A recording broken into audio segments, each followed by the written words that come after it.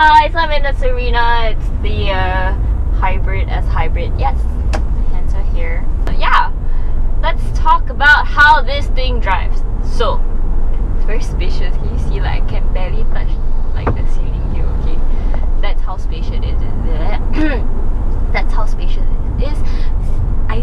The visibility is so awesome because I can see every damn thing. But the soundproofing is shit. It's bad. It's crap. Like when I go, and it's supposed to be like a people carrier, right? It's supposed to be comfortable and everything. No man, it's so bad. Excuse me. Thank you. It's so bad.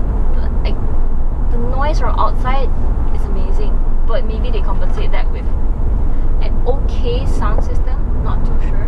By the way, this thing makes about like 200 Newton meters of torque and about 150 PS. So on my own, I'm driving, I feel like it's fine. But I think with a heavier load, oh, I think it's gonna be bad. If I have like a full load of passengers and this is a 6-seater, no additional, unless you maybe put like a small chair lah, huh? No. I think you'll be very underpowered. When you drive this type of things, you don't feel like you want to floor it, right? Things. You don't feel like you want to floor it because the CVT transmission, it's a bit jerky, lower end, but 800 meters. Stay to the right to Manzara. But it's definitely better than the previous one. I know there have been so much complaints with the previous one, but having said that, it's actually a pretty easy car to drive. I would expect this type of cars to be very easy because anyone can drive it, anyone at all. It doesn't feel like it's very huge as well. Steering is actually very, very light. Transmission, don't really hear much of it unless you floor it and then it feels like it's choking a lot. But other than that, it's pretty alright. In 300 meters, stay to the right. Suspension is normal. It's nothing to shout about. It's not uncomfortable. It's okay. It comes with cruise control, not adaptive, and it's fairly easy to set. Basically you just have, there's like this icon that's cruise control. Press it and press set, and I think you have to be above a certain amount. Yeah, about above 40, then only you can set your cruise control, and it just goes. But it's not adaptive, so it won't drive for you.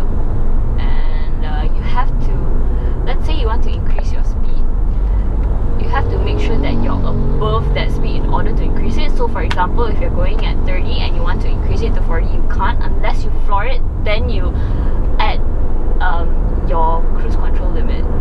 That's how this one works. And it's an S hybrid, but I feel it's just like it's like what's so good about it, because if I turn off the auto start stop, then it's like a normal car, but only if I turn it on, then I have to press the brakes hard enough, then it'll stop. But once I release the brakes, it'll start moving. I guess it's preferences, but I'm very used to stopping, and then when I release my foot off the brakes, it'll stop for me until I throttle again, then it starts moving. I feel are a tad squishy. It could be bitier at an earlier point of time, especially when you're carrying the momentum, the load. I would expect, you know, to have a little bit of bitier brakes. The body roll isn't as crazy because I've been getting comments about how the body roll is last for the previous model. I guess but this Serena, no, the body roll is pretty alright. It can take corners decently well. In 2.7 I've kilometers. pushed it. Exit to Then again, I'm like one person now, so yeah. I hate the dash, the dash looking kind of arrangement they have, whereby your speedometer is just right in front of you in digits, and you can use your buttons to see like what your fuel consumption, the time, start stop, whatever it is. And when you go into reverse, it's right there. It's not the infotainment system on the left.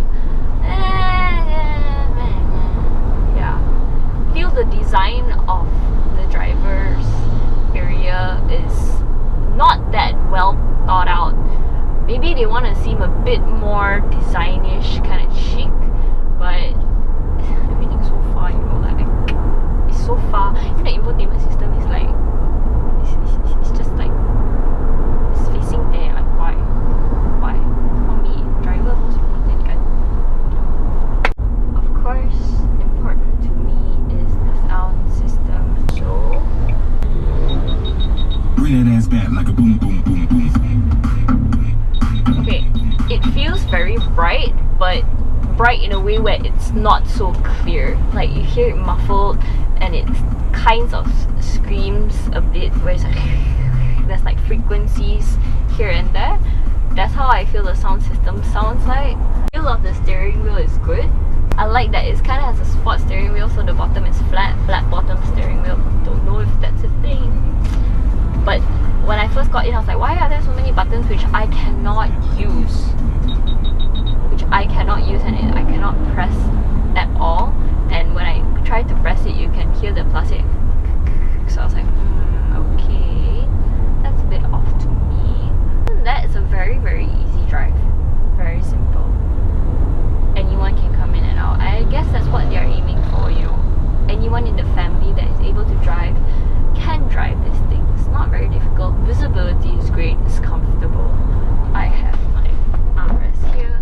Don't like the color. If you guys go buy it, please get another color. Other than that, the build, I wouldn't say is. It's like it's okay.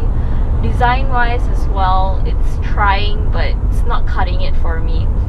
It feels like a lot of things are all over the place.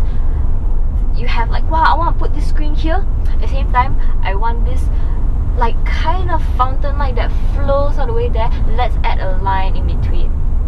Just cause it looks so good. No, it's not cutting it for me. I don't think that's how designs work. I used to think that, hey, abstract, you know, have your own thing. But now I'm guessing, why not go with a theme? Like Volvo has a Scandinavian theme, but this car really has a lot of compartments. Like I can really use this as a second house. So yeah, I guess that's my review of the car. Would my passengers be comfortable in this car? Definitely. And I guess that's the most important thing. You have 7 USB ports. You have 14 cup holders. You have places to hang your tapao, your teh tarik. Okay, what else you want? Really, it's quite amazing. And look at the headroom, guys. This is my headroom. It's wow. So yeah, and even though it's such a tall car, when I drive, it doesn't feel very boaty or floaty. It's amazing, you know, because your center of gravity is like lower. Look, it's so high. That's really interesting. I never even thought about it that way, and I'm thinking about it now, even though I'm driving behind a lorry. You know how sometimes when you see lorries, you turn and you're like, holy shit, that lorries go overturn. Yeah, it has that type of height, but it doesn't drive like that. It really drives like a sedan, maybe. Okay, not a sedan. It's a box, not a sedan. It would be a little more body roll. Actually, much more body roll. Looking at the height of it, I would have expected a lot more body roll, but it doesn't. Of course, you